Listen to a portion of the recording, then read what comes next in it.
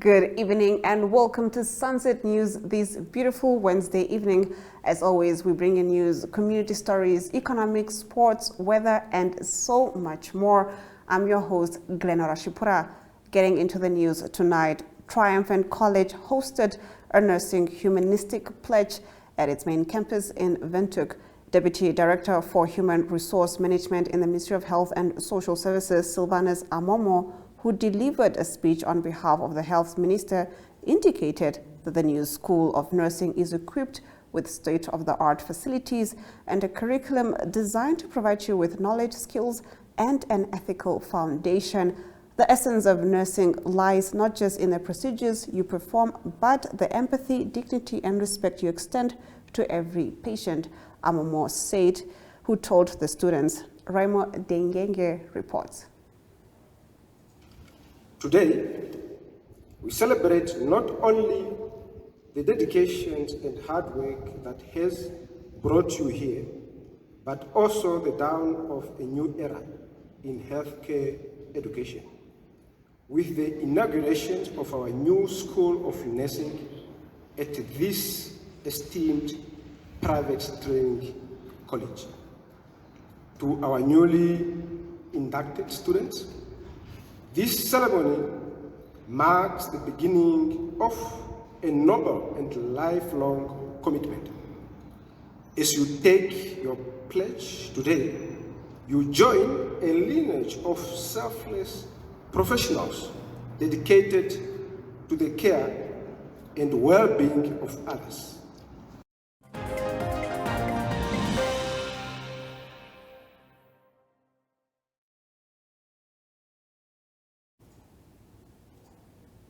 Watch as Tourism Minister Pohamba Shifete speaks at the official opening of the Africa Hospitality Investment Forum. He was speaking on behalf of Vice President Nentimo Nandi-Ndaitwah.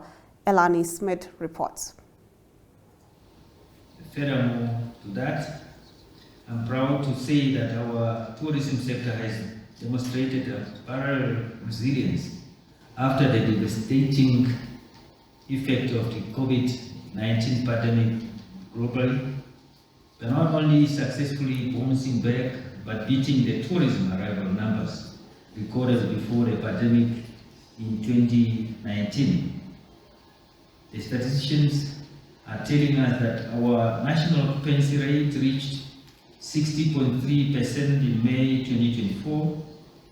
This recent figure not only marks the highest room occupancy rate so far this year, but also surpasses the pre-pandemic peak from May 2019.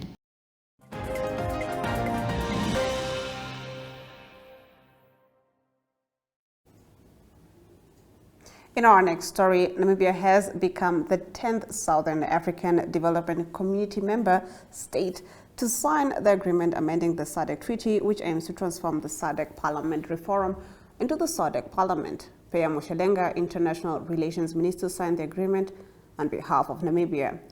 The agreement was adopted at the SADC Head of State and Government Summit in Kinshasa, Democratic Republic of Congo in August 2022 to establish the SADC Parliament as an official institution of SADC under Article 9.1 of the SADC Treaty. For the agreement to enter into force, it requires the signatures of 12 SADC member states, with Namibia's signature marking the 10th. According to a statement issued this week, it was stated that once the agreement is in effect, a protocol outlining the composition, powers, functions, procedures, and other related matters of the SADC Parliament will be negotiated by SADC member states. The forum serves as a platform for dialogue among the parliaments of 15 SADC member states, addressing regional issues of interest and concern with over 3,500 parliamentarians. The SADC PF includes members from Angola, Botswana, the Democratic Republic of Congo, Eswatini, Lesotho, Madagascar, Malawi, Mauritius, Mozambique, Namibia, South Africa, Seychelles, Tanzania, Zambia, and Zimbabwe. The statement pointed out that the transformation into the SADC Parliament aims to enhance regional cooperation and legislative alignment among member states. Now getting to the last of our top stories, the Namibia Tourism Board is hosting the Etotha Carnival happening on the 27th of June. The Deputy Minister of the Ministry of Tourism and Forestry shares the background to the initiative. Let's take a look.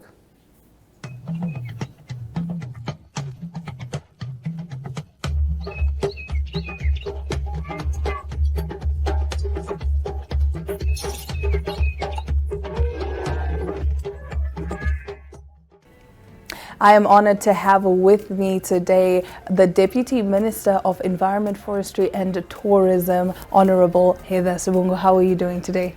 I'm well, thank you. How are you this morning? I'm fantastic. Thank you so much for joining us. Of course, we are talking about the Etotha Carnival that is taking place from the 27th of June to the 1st of July. So we do have to dive into your thoughts on the whole carnival, right? So starting us off, how do you think this event contributes to the promotion of our national heritage and identity?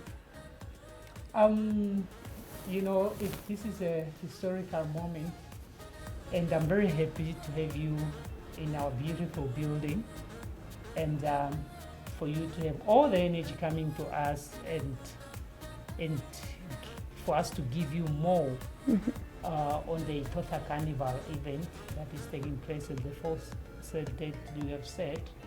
I'll start to say the land of the brave. We are one of the likest in the continent, that we have tangible and intangible quite variety of things. We have the culture, we have value, we have traditional, we just have a lot that have evidence. Yes. And looking at this event, it's one of the events that will really show what Namibia has, how rich Namibia is in terms of tourism, in terms of culture, tradition, and all.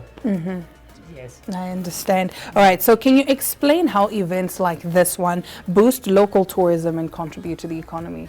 I'll tell you that, you know, a lot of people in the continent, some would not know where Namibia is. But when you mention Namibia, and for one person that have come to Namibia and experienced the beauty of Namibia, you must see when that tourist comes, when that platform where we are explaining to it and how it will capture the other ones that they haven't seen the land of the brave, they always say, we want to come to Namibia. So this event, you know, COVID taught us something. Yes. And you know, during COVID, we lost, most of our young people lost their jobs. Some businesses closed temporarily, some permanently, and that also raised the unemployment. And after that lesson of COVID, we said no, whatever African country has, as a country, we'll go and copy, because we don't say, you know, we don't say, how will I say it? We have agreed as African countries in tourism to say, whatever each country is doing, let that country also copy. Yes. And have it in that specific. We did Zambia, Zimbabwe, Malawi, and also that's what we have agreed. So this event, it will, in terms of local tourism, it will promote employment. It will also help the young generation for them to appreciate what their areas has and what the country has. For example, I'm from Sundwa. It's a flat plain, but yet I don't know a certain area. There must be a historical site. Yes. That I didn't know about it. So in this event, it will really give.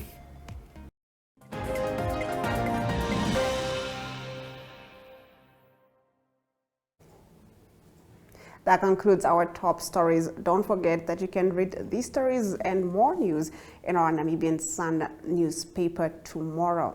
On the other side of the break, we take a look at our story of the day. Do not go away. Connection. It's in the human touch, the feeling of belonging. It inspires us and empowers us, creates clarity from complexity. It starts new conversations, unlocks the power of advice, and makes an impact on your life. At Alex Forbes, We pioneer insight to provide you with advice that connects your decisions of today to your impact tomorrow.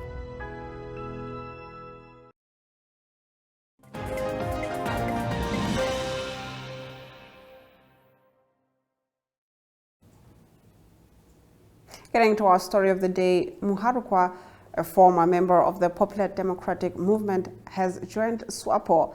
He believes the ruling party's presidential candidate, Netumbo Nandi-Ndaitwah's hands are clean. Let's take a look. Because SWAPO is actually at this point in time the saving grace of this country. Why is one saying that? No one would be able to run this country other than SWAPO. That is, if you don't take that decision judiciously, you are throwing this country away. So I would hope that the impact of those that are leaving the party, one, I would hope that those people are premising it on the fact that they are realizing that serving for the sake of it is not on. We must serve and be able to serve when we can change people's lives and continue gaining where we have, where we continue building on the gains that we have made so far. Just repeating what my speech said, really.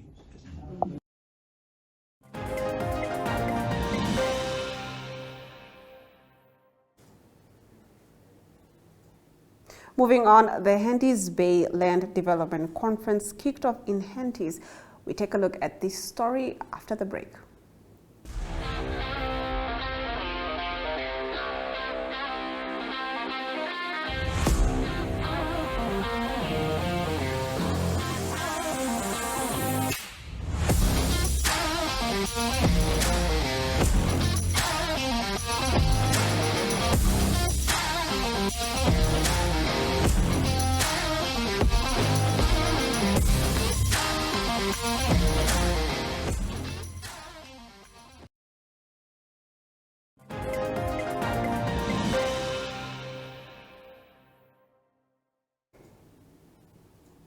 The Henties Bay Land Development Conference kicked off in Henties Bay today.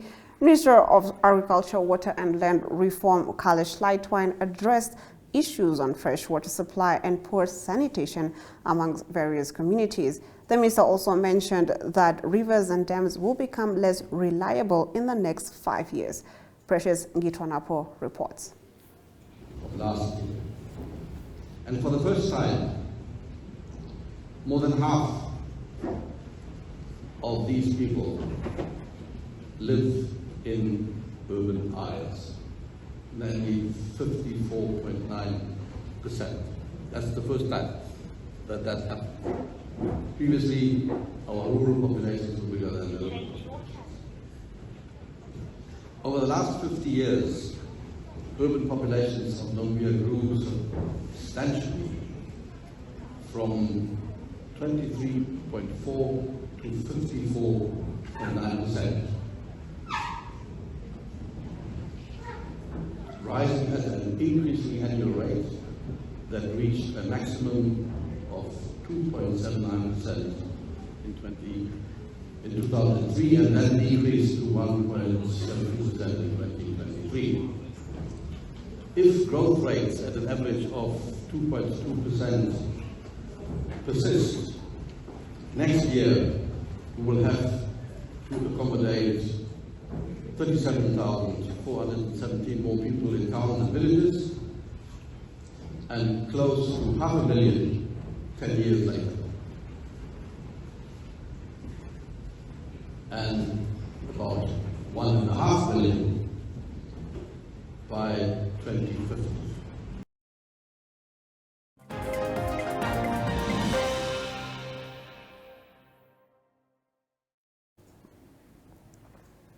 According to Economic News, Namibia is working on addressing its grey listing by the Financial Action Task Force. Of course, we expand on this on the other side of the break. Introducing 061 Express, brought to you by Synergy in proud partnership with Windhoek Express. Here's your chance to make your voice heard to celebrate the businesses that make Windhoek exceptional.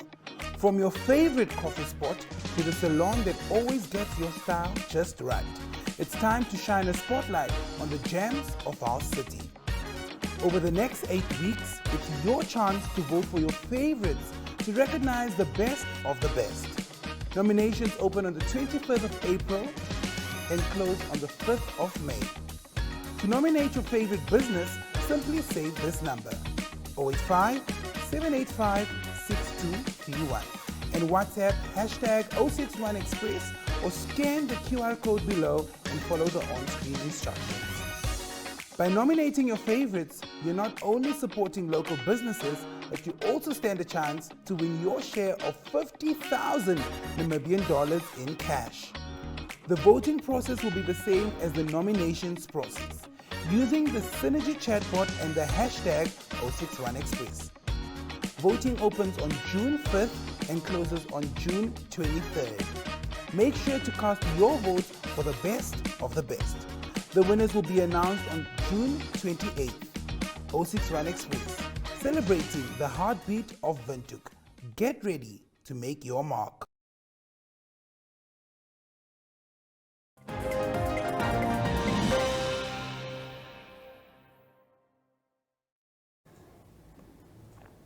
Getting into our economic news, Financial Intelligence Center Director Brian Asap says Namibia is working on addressing its grey listing by the Financial Action Task Force International Cooperation Review Group. An action plan aimed at addressing the grey listing will be shared with the Cabinet, Asap said. Let's take a look at how that went. We have received high-level commitment from the government. The government is fully in support of us on our path of self-correction. And I want to emphasize that we are self-correcting. Sometimes it seems like this is being imposed on us. Namibia as a participant in this peer review is really an initiative of Namibia to strengthen our AML regime within our country.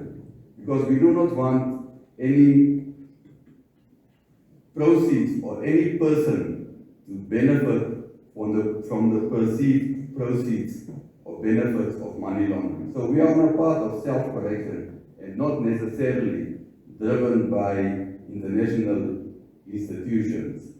So what we have done is we have huddled together, we have put out a plan, we have briefed Cabinet, and in the next week we will be in Cabinet again to continuously brief Cabinet on what is our execution plan, how are we faring on our execution, and we are going to submit our first progress report to the ICRG joint group on the 19th of July, which will then be considered in the September-October meetings.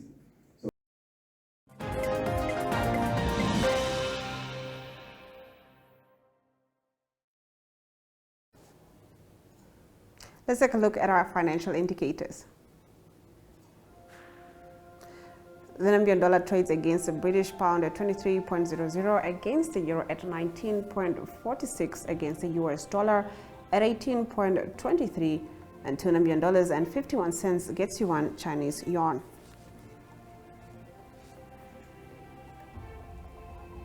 On the commodities market, gold and copper went down, while platinum and Brent crude oil went up. Brent crude oil trading at 0.66%, going for $85 per barrel. Coming up in international news, 13 killed and parliament set ablaze in Kenyan protests. We expand on this after the break.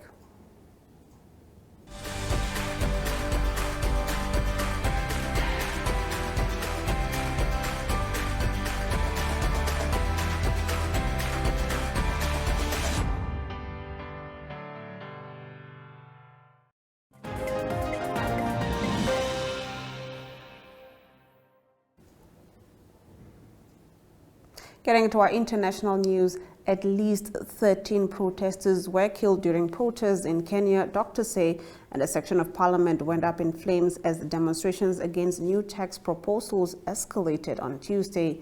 An angry crowd broke through police lines to storm parliament in the capital, Nairobi, before setting parts of it ablaze. In an address on Tuesday evening, President William Ruto said all means would be deployed to thwart any attempts by dangerous criminals to undermine the security and stability of our country. He has deployed the military to quell the protest. Several groups have accused the security forces of overreacting by using live ammunition. Simon Kingondu, president of the Kenya Medical Association, told the AFP news agency that the figure of 13 deaths was not the final number. There have also been unverified social media reports of dozens of people being shot dead by security officers overnight, as well as reports of deaths in other areas around the country where there were protests. Protests against an unpopular finance bill, which includes several tax rises, have been ongoing for days, but they escalated on Tuesday as MPs passed an amended bill. Protesters broke into Parliament, vandalizing the interior and setting parts of the complex on fire. The ceremonial mace symbolizing the authority of the legislature was stolen. President Ruto pledged a tough response to what he called the violence and anarchy.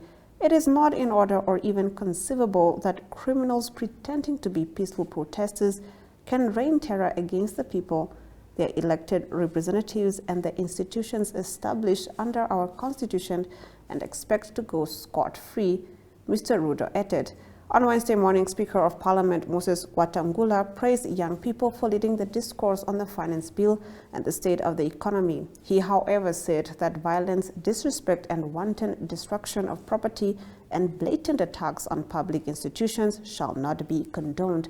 The killing of protesters has also been widely condemned, including by human rights defenders, lawyers, and the church. We'll now take a look at our weather predictions.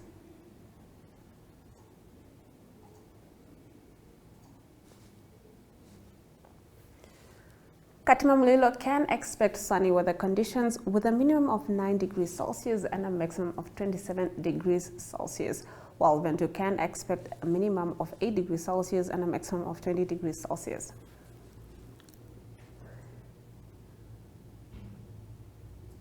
Swakopmund can expect a minimum of 20 degrees Celsius and a maximum of 26 degrees Celsius, while Rehoboth can expect a minimum of 6 degrees Celsius and a maximum of 21 degrees Celsius with sunny weather conditions.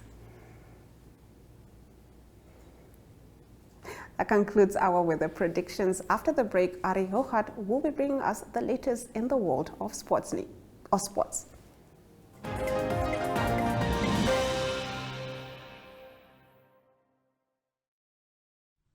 Good day everyone, time for international sports news, and starting off with soccer news first. The Euro 2024 continues, and there were lots of action in Group D and also in Group C of the tournament. And in Group D there were lots of goals and lots of excitement, and what happened there is Austria beat the Netherlands. A bit of a surprise.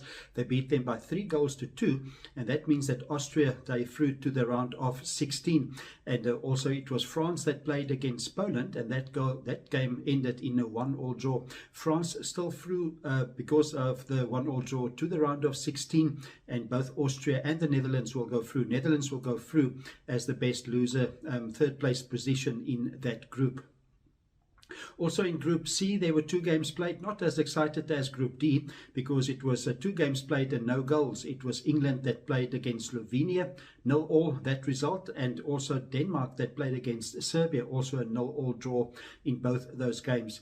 England will top that group now, and it is Denmark in second position that needs to play the host Germany in the round of 16. That game will be played on Saturday, and that is a 9 p.m. kickoff time in Namibia. At the moment, it looks like strong teams on the one side of the draw. It will be Spain, Germany, Portugal and France all on the same side of the draw. And on the other side of the draw, it looks like it's England, Italy and Netherlands to fight it out for a place in the final. Continuing international sports news with tennis news, it is Wimbledon that will start on the 1st of July, and it is from the men's side of the draw news that Novak Djokovic is 37 years old, a 7-time champion, is still in doubt if he will play in the tournament. He injured his knee in the French Open, and he said that he will indicate to the organizers on Friday, this coming Friday, when the draw is made, if he's fit enough to play in the tournament. Also news from tournaments taking place leading up to Wimbledon. It is on the WTA, the women's side of world tennis. It is the Bad Homburg Open that's taking place in Germany.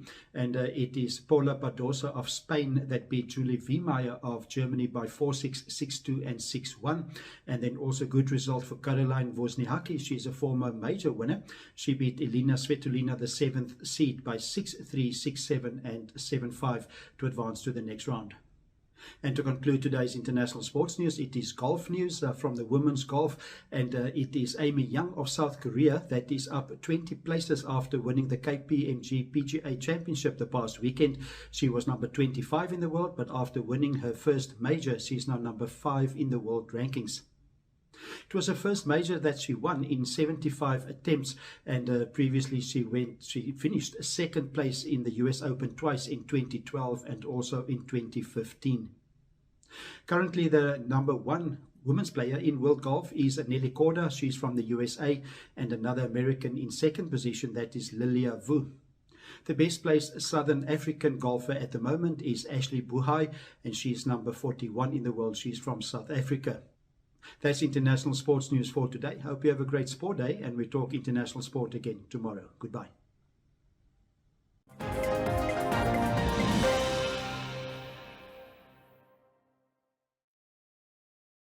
And with that, we've come to the end of the broadcast. Don't forget that Sunset News screens on DSTV channel 285 and GoTV channel 25 from Monday to Thursday at 7:30 p.m. I am Glenn Rashipura. Don't end your day without us.